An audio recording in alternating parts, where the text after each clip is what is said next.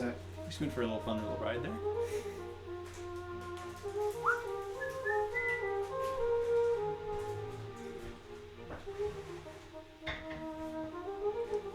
Nope, don't do that. I'm gonna fix that.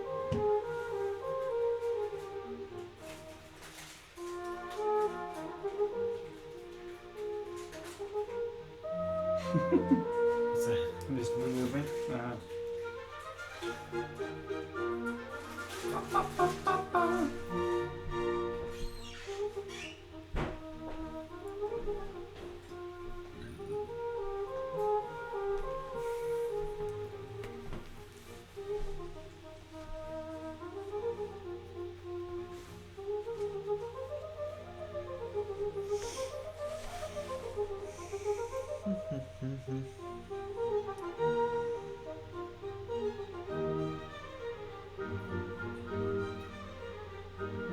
Father, do you want some coffee or do you already have it? I do want coffee. I got you. Thanks.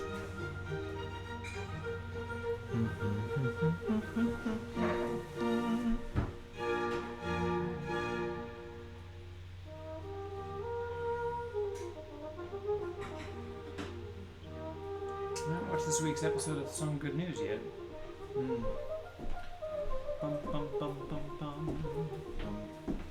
Bum, bum, bum, bum, bum. Bum, bum, bum, bum.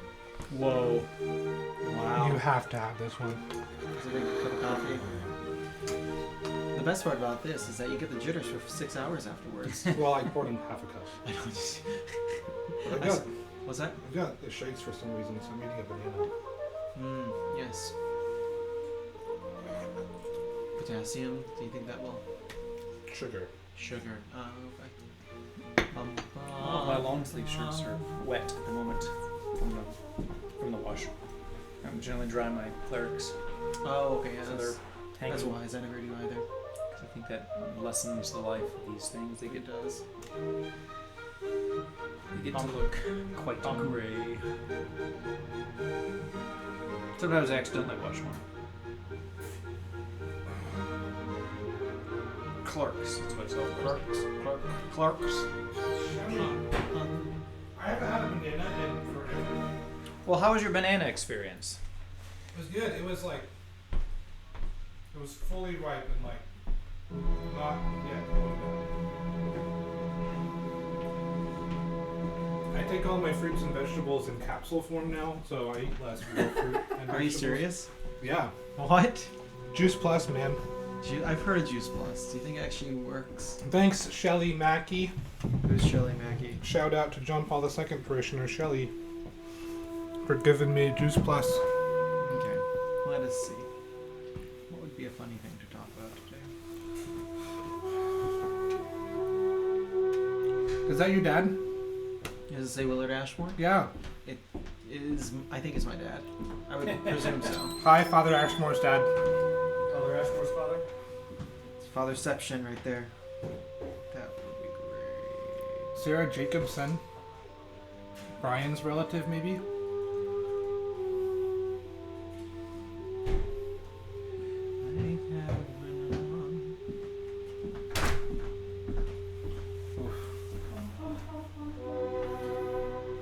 Let's. Is there anything good on Twitter to talk about? I'm thinking it's. Ooh. We could think of. No, if I make Twitter and Facebook accounts after ordination, they'll just be like Father Mersman. Nothing crazy. Has there been another Father Mersman? Let's Google. Like I don't know. I really want to use just Father Mersman. Excuse me. And I hope they're not taken. Dun, dun, dun, dun.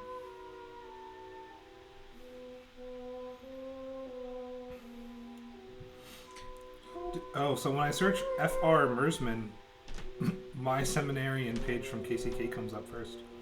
I kind of like our page.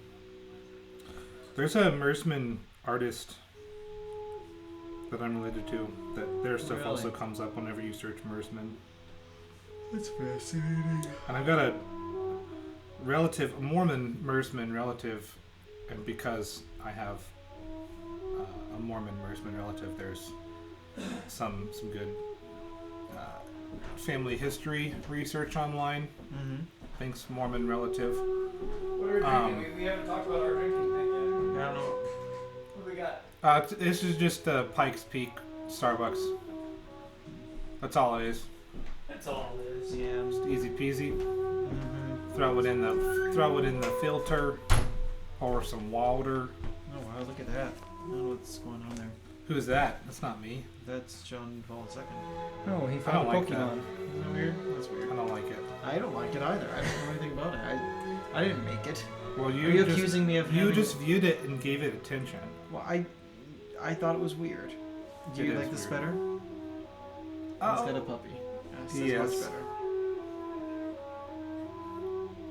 I think we got some sound coming out from this one. Squirm, Oh, good. We got a question coming in here. Oh, do we? We do from Teresa. Already.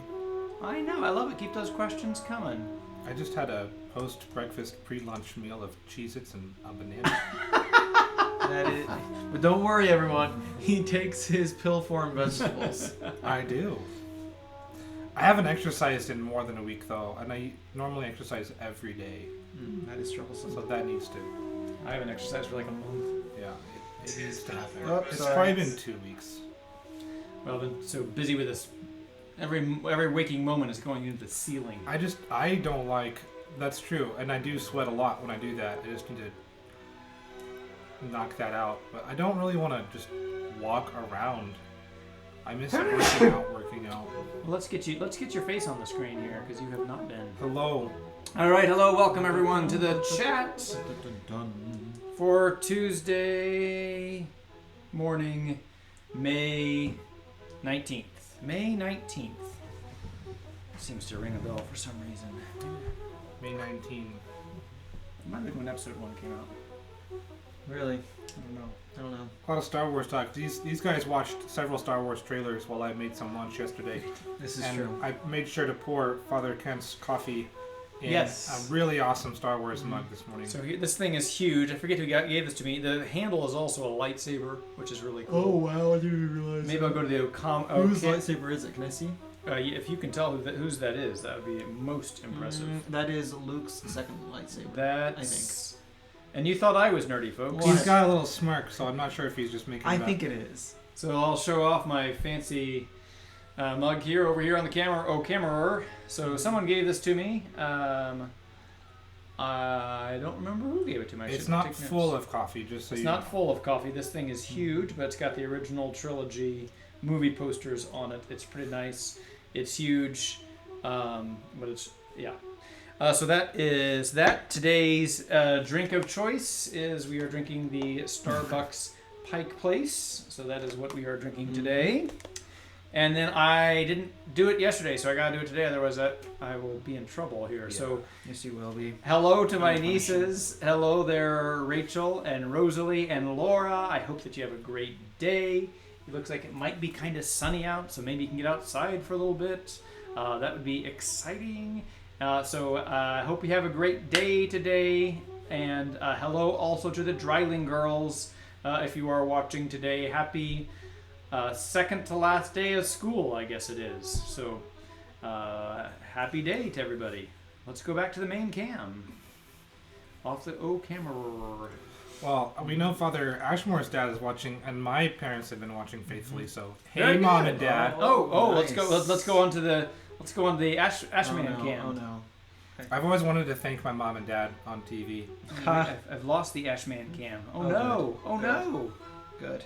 No, it's not good. It's not good. Beer stein. It does look like a beer stein. Hello, hello. Ashman. We need to brighten up the color a little bit. Brighten up that color, please. Oh, let me get you over to We the do seem kind of dark red. Ashman cam. Ooh, Ashman cam. That's Ashman not. cam is not focused. That here. doesn't need brightening. Where is it supposed to be? Need I take tried it- to angle it so you could see both of us. Yeah, it needs to. Oh, there you are. Yes, that's right. I'm just looking at myself here. Okay, so who we want to say hello to on the Ashman cam? Just my mom and dad, Martha and Walt Mersman.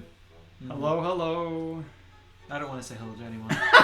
I'll say hello to Father Ashmore's dad. Hey, Mr. Ashmore. Hi, Dad. Good to not see you. Oh my gosh. Well, I Brutal. can't see him. Don't you love your dad? I love my dad. Good to not On a side see note, you. so I can't see him.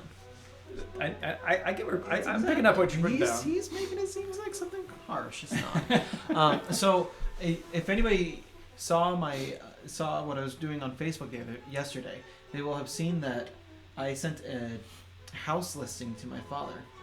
That is the most incredible house listing I've ever seen in my life. I saw you post it, but I didn't read it. Okay, so let's take a look at this house listing. Now, why did I send it to my father? My dad is the quirkiest person I know, which is saying a lot because I went to seminary. And let's see. There's some quirky people there, that's for sure. We're a particular type of folk. And on this Zillow listing, the house looks normal from the front. However, in the back, you start seeing that there's these Romanesque type windows on the back of the house, which is totally in contradiction to the front of the house, which is pure 60s Fabricon house. No, nothing exciting. So you have Romanesque windows in the back. Then you have this kind of outrageous garden. Then you come inside, and there's this chair, which seems to have bear skin on it. And then there's this whole wall that has a solar system on it. Oh, Yeah. Do you see that this? hurts. That hurts me. You need to Just post to this see it. link into the comments. Okay. Ow. But then, so the rest of the house is pretty ugly. It's darn ugly. And then it has this whole house, this whole room. It looks like a dining room, and it looks like it's inside a space station. And it's like office chairs instead of normal. Uh-huh. Oh. That is bizarre. Isn't this? And then I you can't come in look here, at and it. the TV room looks like you're at NASA.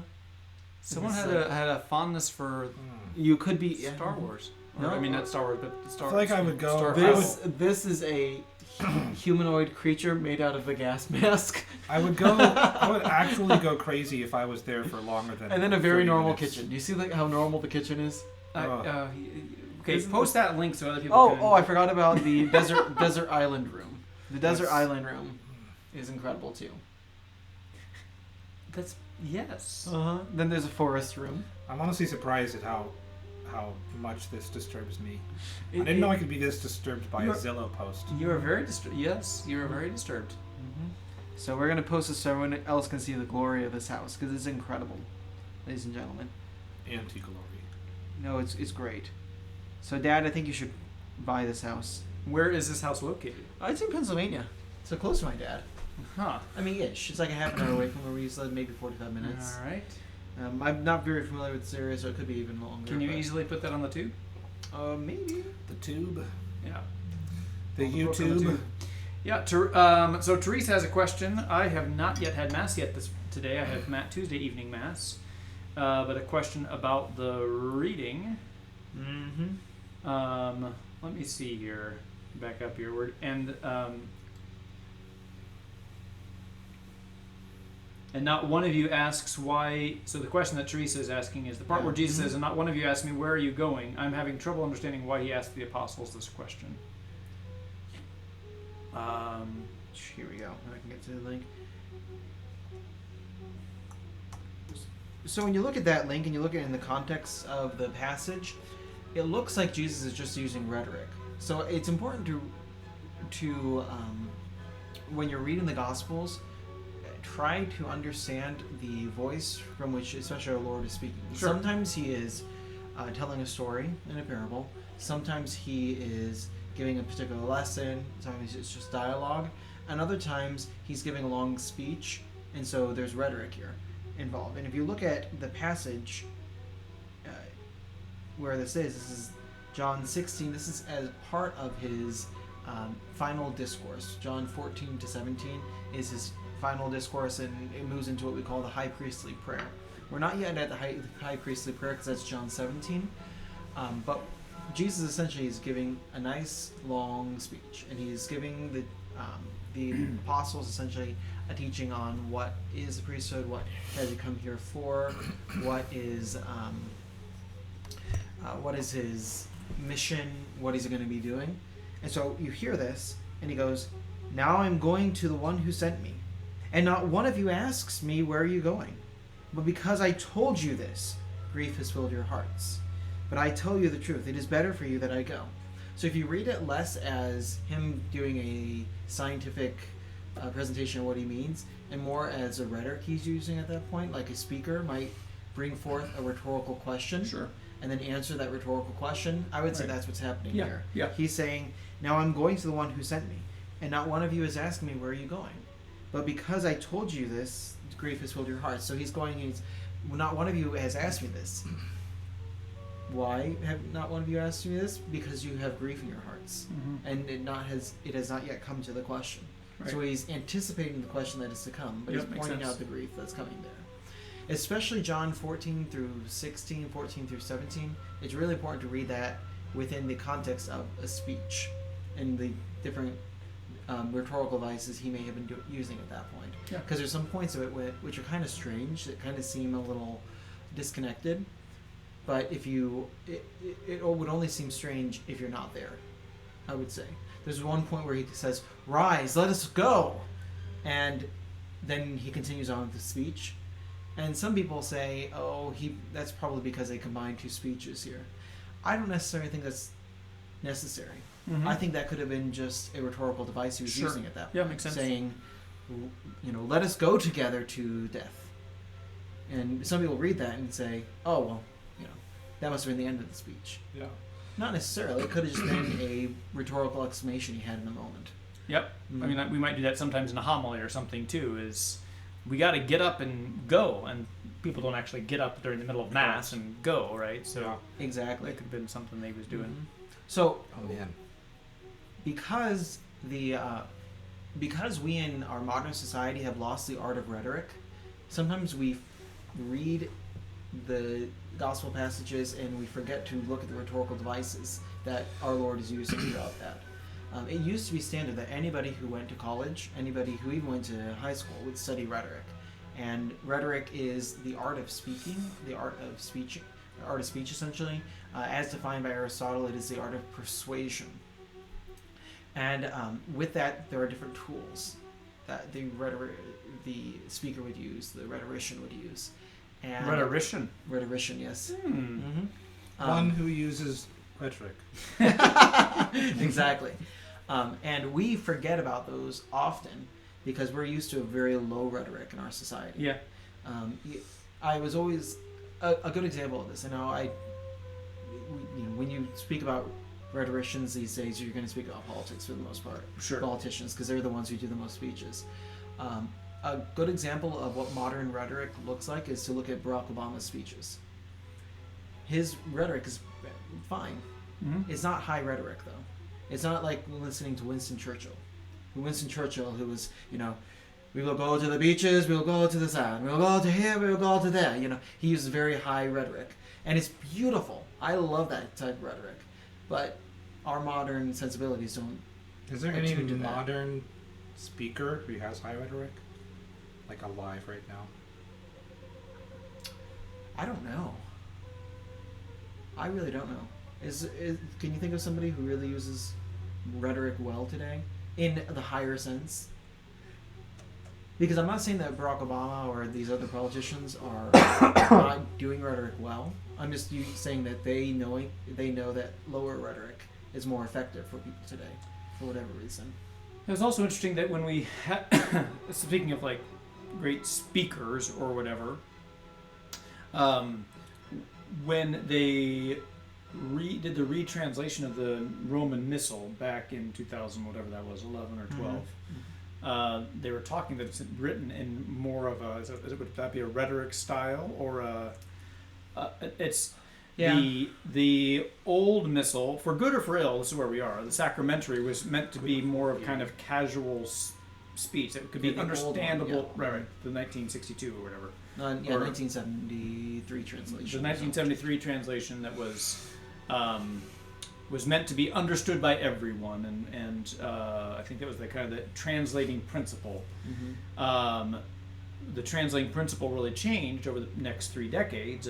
We don't want to make it just like for everyone to understand. We want it to be beautiful and kind of, I don't know if rhetoric is the right word, but have a different style. And we were in our training, we listened to like speeches of John F. Kennedy and Martin Luther King, Jr., who spoke in that kind of high style and model that's kind of the style then of the like the Eucharistic prayers and whatever, and the prayers of the Mass. And so it was very interesting. It really changed the way that I prayed publicly the Eucharistic prayer, and so I try to. I'm not mimicking JFK, but just trying to elevate, not trying to bring a very conversational style. Hey, the Lord be with you. Hey, with your spirit too, dude. That's not the style that it was written in. It was written in this higher style that a lot of us don't resonate very well with, or don't have much experience with in today's, because we were much more accustomed to very low. Let's keep it casual, guys, kind of thing. That's not how let's keep it cash. That's not how the Mass is written. We might want it to be that way, but it's not. And if we try to make it that way, you're taking what is it's not supposed to be spoken in that style. So it really changed the way I proclaimed the Mass after that. And it's like, oh, okay, I need to have a different style. So, Right. That is interesting. So. Have a different style. A lot of people, when they look at the translation differences between the two, are sometimes a little off-put, like you're saying, by that. They feel that there might be a certain, it might be a little too, what is the word? Not reverent. It's a little too formal. Formal? Yeah, formal. Sure. Maybe less. But it's important to realize, first of all, that we have an overly informal society. Right. And I am being critical of our society by saying that. Like, our society is overly informal, and that makes us forget the proper relationships. So we want everybody to be egalitarian. We want everything to be on the same level. This sense of like, this person doesn't have a higher position in our society. Kind of like the Jimmy Carter principle. What did he do when he became president? He kind of just wore his normal clothes. He didn't wear the suits as frequently as the other presidents did. He took this down. He wanted his level, but that's actually not in accord with human nature. Human nature likes the different levels in society because it reflects God's order. God creates things in order with different levels. You look at we call it the there's a term for it in medieval philosophy. Essentially, it's a hierarchy of nature. Sure. That when you look at nature, you have everything. You have all creatures essentially filling out all the different types of creation that could possibly be. You have rocks, which are the most basic form. Then you have snails. Then you have other more intelligent creatures. No, keep going. I'm interested to see what the hierarchy is. Oh, I don't know. I mean, rocks to snails. What comes after snails? Birds, and you have these different levels. They aren't real. Exactly. Birds aren't real, but once were real. But then you've got the different levels of creation. And God creates things with order and a hierarchy. And that's why the church has a hierarchy.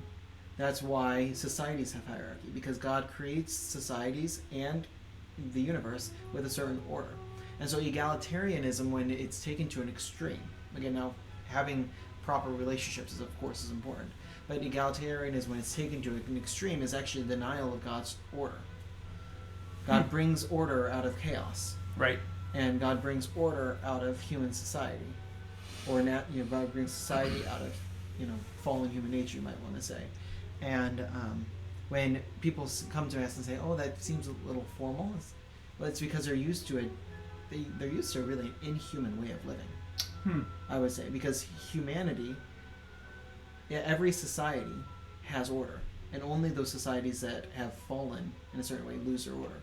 I mean, look at Rome, the difference between High Rome and what happened afterwards.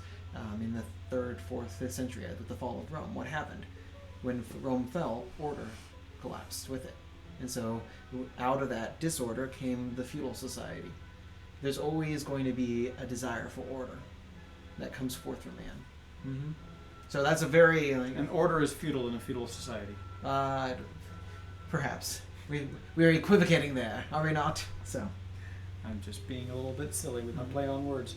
Hi there. You're just kind of sitting in the middle of the crossfire here today. Yeah, when you talk about high rhetoric, I'm just like, what? What's going on? I do wish I had a better skill level with rhetoric, but I tend to make up words on a regular basis. So I mean, so do some of the best rhetoricians. I like using double negatives. Like I will never not want to, like, I do that a lot. Oh, do you? Yeah, Okay. yeah. Hold me now, I will Yeah, I've never got one friend who not I was- love you.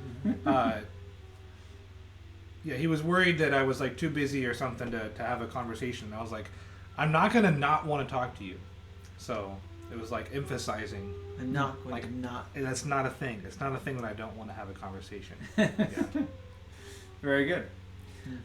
So you had a trip yesterday, huh? Hey, I did. Yeah, I went to St. Mary's, Kansas. Took my parents.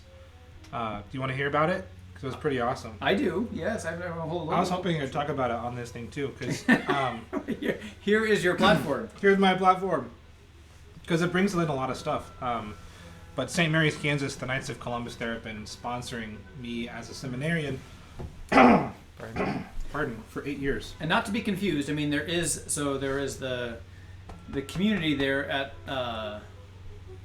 The Saint- SSPX. St. Pius X, which are they did not embrace Second Vatican Council or whatever. it Kind is. of, yeah. So I mean, so there's a group there, and I mentioned that because they've been in the news a little bit Yeah. recently in the Star. So don't be confused. There is There's a Catholic parish. the Catholic parish in St. Mary's, Kansas, that is in communion with Rome and all those kinds of things. But there's also kind of this sect or whatever you want to call it. So anyway, so you're in St. Mary's, Kansas with the Catholic Knights of Columbus. Yeah, because they've been sponsoring me as a seminarian for the last 8 years, and they said they had a gift they wanted to give to me. I was like, well, do you want a mailing address? And they said, no, we're hoping to do it in person. We can come to Eudora or wherever you are. I said, why don't I come to St. Mary's? Because you guys have been supporting me for so long, and I haven't been able to come to a Knights of Columbus meeting to thank you in person yet. Like, I'll drive, definitely, to show you guys my appreciation. So I got a call back with what time would be good, and then I should bring a guest or my parents or something. So my parents and I went there to St. Mary's yesterday evening, and the Knights had a chalice for me, a very nice, simple chalice with some names on the bottom of Knights who have passed away in the last few years. And that's a really cool thing that Knights of Columbus do to make sure that their deceased members are prayed for. They give a chalice with names on the bottom to a priest. And then ideally that priest uses that chalice and is praying for those people. It's a pretty cool system. But what made this even cooler was that Jared Cheek's mom and grandparents were there. Oh, wow. And if you've read the Levin article about my vocation story, or if you've heard my vocation story, I've told it, and all of us have said our vocation story so many times. My parents and Camp Tekawitha and Jared Cheek are three parts of my story that can never be left out, just because your version changes based on the audience. And St. Mary's was Jared's home parish. His mom still goes there, and she didn't know that their council was sponsoring me this whole time, and she didn't know the connection with Jared and I until she read the Levin article on Mother's Day weekend. And in the card she wrote about how cool it was that she read that article on Mother's Day weekend. But Jared Cheek was a seminarian for the Archdiocese back in 2005, like 2002 to 5, something about. like that. Yeah. When he was a seminarian, he was a counselor. He worked as a counselor at Camp Tekawitha one or more summers. But I went there as a camper. Little 10-year-old Anthony went there for the first time, and Jared Cheek was my counselor, and he was the first person to get me to consciously think about the priesthood. There was a lot there from my parents, and I loved to serve the Mass. I loved to pray the Rosary. I wasn't thinking, I want to be a priest. I was just thinking, I love Mass and I love the Rosary. I want to know what God has in store for me. And Jared was the first person to give me a little bit of direction with that and say, I think you would make a good priest. And even though he passed away very shortly after he was my counselor, I went to his funeral in St. Mary's when I was 11, so just a year after, maybe a year or less after he was my counselor, he passed away. But he's still been very influential in my pursuit of the priesthood this whole time. Several different experiences I've had where I've just been very aware that Jared is still helping guide me and direct me towards the priesthood. So to have her there and to be able to thank her in person for her son's vocation was really powerful. So not only was it, receiving a chalice from the Knights of Columbus that have been supporting me, but also being able to meet Jared's mom finally and his grandparents. That's awesome. So the story of Jared Cheek is a very sad one in the way he passed away, and but his mom also went up to Chicago too for the defense, didn't? Or the defense? I don't know. So I'm sure she did, though. Yeah, I think if I recall, it's a beautiful story of reconciliation because Jared Cheek and Maddie Molnar were seminarians at the time. This was back in 2005. You might remember the story. I was telling Anthony it was one of the darkest days of my entire priesthood. It was a very, very sad day. They were on the seminary, and there were 4 people in the car, and Reckless Driver was one of them, who is now a priest. And if I recall the story, so reckless driving, 2 seminarians were killed on the campus of Mundelein Seminary, and the driver, he was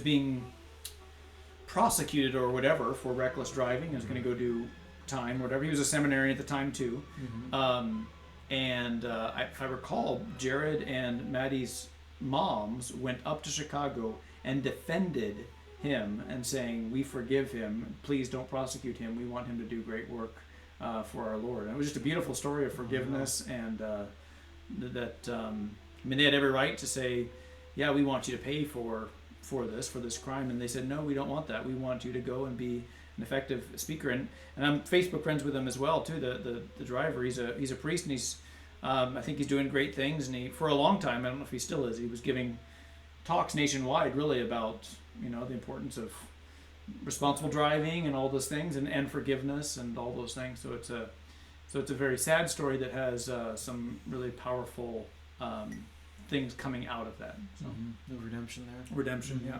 So and mercy. That's beautiful. So yeah, that's what I can imagine the guilt that somebody must feel when they make it. And I'm sure it was just a stupid mistake. Yeah, Rob Spalding. They were driving around the lake, and we don't know. I don't know what exactly happened with the story, but I think he's a priest in Arizona, New Mexico, somewhere over there. Yeah. Speaking of stories of redemption, we were talking about how we're watching Foyle's War, and there's Yes. a beautiful story of mercy and redemption. Yes, there It was is. gorgeous. Yeah. It was talking about a soldier who was coming back from the front lines at the end of the war, and he found his wife, and he noticed that his wife's body seemed a little different, and eventually find out that she had a baby with another man, and he finds out about it. He's really upset about it. He's really upset about it initially for the first half of the show. He knows something's wrong, and he's angry at her because she's not telling him. But then he ends up finding out about it through another means, and when he actually finds out about the truth, he ends up forgiving her, and it was just this beautiful. And you scene. think the way he set it up, you'd think he was going to slap her or say, "I want a divorce," or "I'm leaving you now," or. But it was just beautiful. He just goes and basically holds her hand. That last Foyle episode? Yes, Yeah. and then just skips. Nice. I missed that one. It was beautiful. Oh, there's the... Yeah, so we got the graphic up there. Awesome. So yeah, we are still enjoying Foyle's War. My Prime membership is coming to an end soon. So we finished what is right. So Teresa says yes. The moms both spoke in defense of the driver. It was a beautiful story. So we just finished. It was a great episode that we watched. It was I think it was apparently it looks like that was going to be the end of the Foyle series, right? And it was just all the things get tied up, and then it got picked up. It got picked up a couple years later or whatever. So we got like 2 more seasons to go. So Right. good stuff. Yeah, we've talked about Foils of War in the past, but look it up. It's several of you I know have watched it, but I'm really enjoying it. So it's a great show. Okay. What else? I got to get going here real shortly. Yes, you do. So I have a funeral. I'm going to turn it over to these guys to talk. Now, you guys can say whatever you want, but it's going to be on record. So Don't worry. I'm never afraid of that. you know how to end this thing, right? So Yep. just click that little guy, and then just close it. I do and have to we're good ask go. one question before we go. Yes. What was so interesting about the bottom of your mug? Oh, yes. Right. There's Mine says sticker. China on the bottom. No, there's a sticker here, and Oh, so I was just going to pull that little sticker Oh, off. nice. That came off clean. It did. It was- I was worried about that. what does the bottom of your mug say? PR1 dishwasher safe, microwave safe, China, Chile. Mm-hmm. Mine says China too. Made in China. So, all right. Well, so I'm gonna head off, and I'll let these two take over for a while, and you guys. I thought it would be a funny scene. I did that just so we could have this. All right. Well, have a good rest of the day. I got to get over for the funeral for Bob Ailey, so keep him in your prayers and the family. So if you want to even scoot over to the comfy chair, you can. You can have the comfy I'm chair. taking over the comfy chair. All right. See you, everybody. See you later. So we scooch a little bit together. No. Oh, too late. Oh, fine. All right. So Anthony, I'm sorry, Deacon Mersman. What's up? How are you today? Wonderful. You really? Wonderful. Gonna do a lot of painting downstairs. Hopefully you get like half the ceiling painted. Good. Yes. How's that coming along? Because I know the sanding was a bit of an issue, wasn't it? Yeah, because I mean it's drywall and joint compound. When you sand it, it's just a lot of dust everywhere. Mm-hmm. And when I wear that mask, my glasses fog up and I can't see very well. It's troublesome. So I'm it's a weird considering. balance between. I'm considering looking into getting contacts because of that. Yeah. The mask issues. I don't know if it's a good idea or not. My eyes, I can't do stuff touching my eyes. Yeah.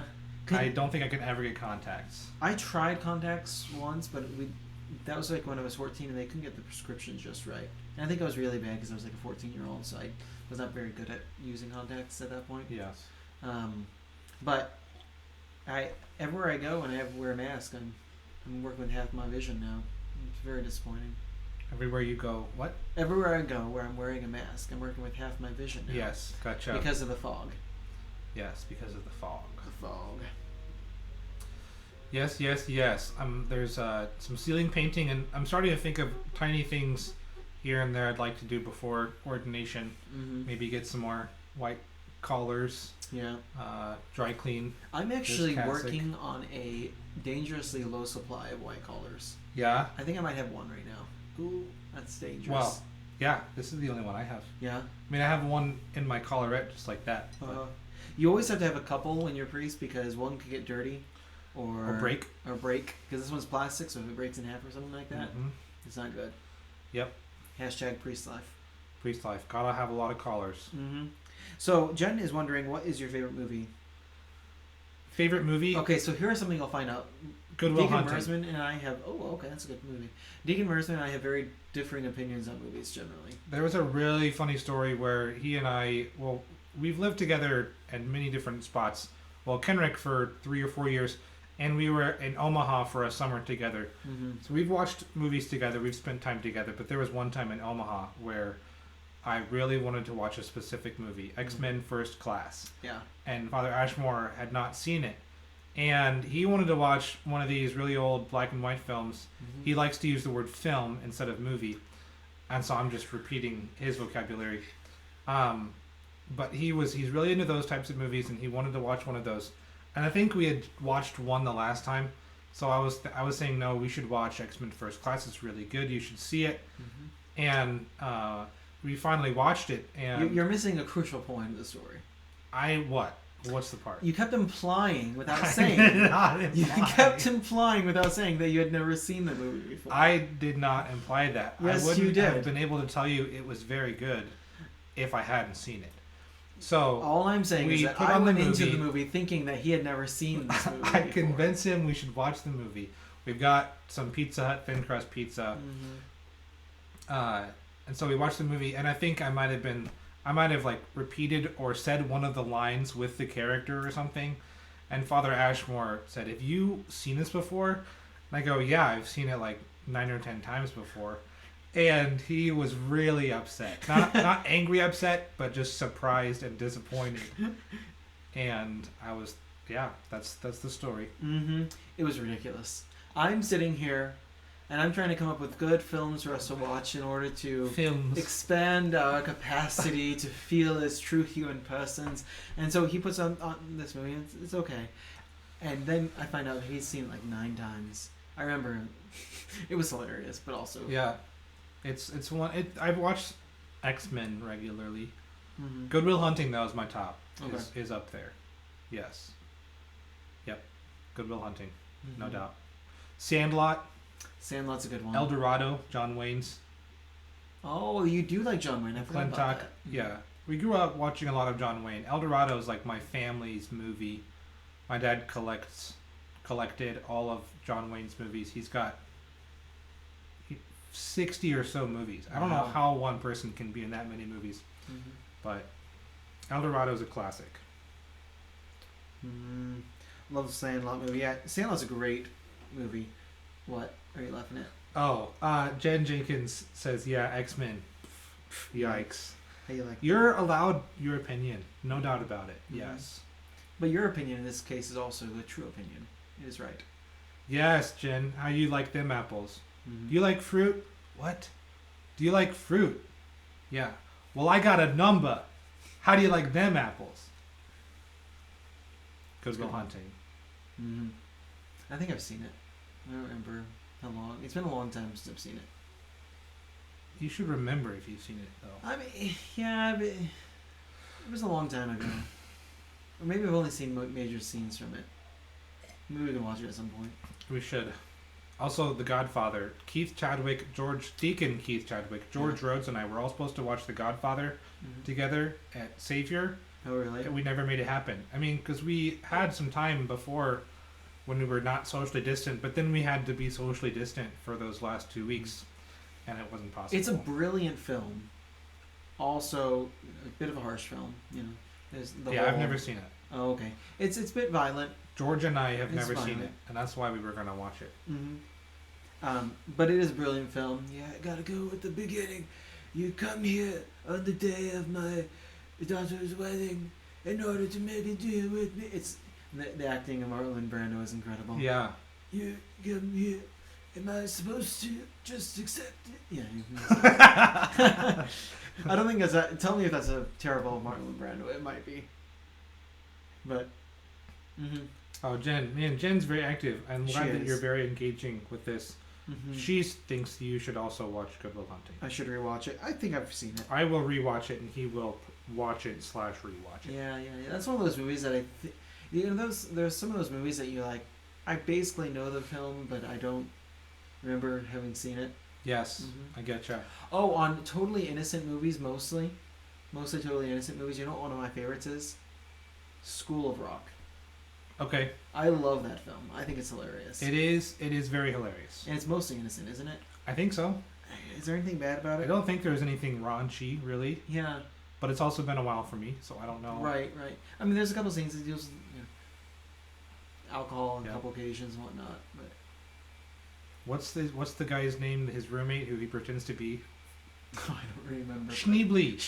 And he's trying to spell Schneebly, Mr. Schneebly. and he just erases it and keeps S. Mr. S. I'm Mr. Mr. S. Mr. Schneebly.